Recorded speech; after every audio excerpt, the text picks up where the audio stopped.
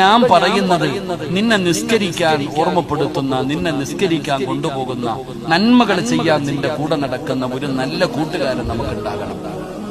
ആ കൂട്ടുകാരൻ പറഞ്ഞാൽ മതി അള്ളാഹിനോട്, നീ നല്ലവനായിരുന്നു, നീ നല്ലവളായിരുന്നു എന്ന് നിന്റെ ഫ്രണ്ട് പടച്ചവനോട് പറഞ്ഞാൽ മതി, നിനക്ക് സ്വർഗം കിട്ടുമെന്ന് നബിയുനാ റസൂലുള്ളാഹി സ്വല്ലല്ലാഹു അലൈഹി വസല്ലം. അല്ലാഹു അങ്ങനെ ഒരു കൂട്ടുകാരെ നമുക്ക് നൽകി അനുഗ്രഹിക്കുമാറാകട്ടെ. അങ്ങനെ ഉണ്ടോ? അങ്ങനെ ആർക്കെങ്കിലും ഒരു നല്ല കൂട്ടുകാരനുണ്ടോ? ഞാൻ പറയുന്നത് മോശമായ കൂട്ടുകാരനുമായിട്ട് ബന്ധമുണ്ടാക്കരുത്. അവന്റെ കൂടെ നടന്നിട്ട് പ്രത്യേകിച്ച് പ്രയോജനമൊന്നുമില്ല.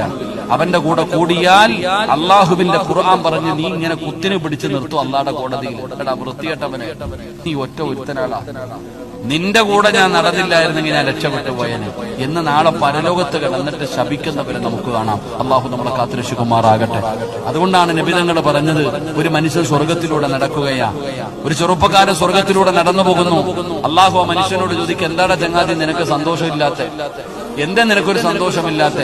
ആ സമയത്ത് ആ ചങ്ങാതി അള്ളാഹുവിനോട് പറയും, പടച്ചവനെ എനിക്കൊരു കൂട്ടുകാരൻ ഉണ്ടായിരുന്നു, അവൻ നരകത്തിലായി പോയല്ല, എന്തോ തെറ്റ് ചെയ്തതിന്റെ പേരില് അവൻ നരകത്തിലായി പോയി. പടച്ചവനെ ഞാൻ സ്വർഗത്തിലുമായി പോയി, എന്റെ കൂട്ടുകാരൻ നരകത്തിൽ കിടക്കുമ്പോ എനിക്ക് എങ്ങനെ അള്ളാഹ് സന്തോഷിക്കാൻ പറ്റുക? അപ്പൊ അള്ളാഹു ആ മനുഷ്യനോട് ചോദിക്കുമത്ര, നിനക്ക് അത്രയ്ക്ക് ഇഷ്ടമാണോ? ഇഷ്ടമാണല്ലോ, എന്നാ പോയി വിളിച്ചു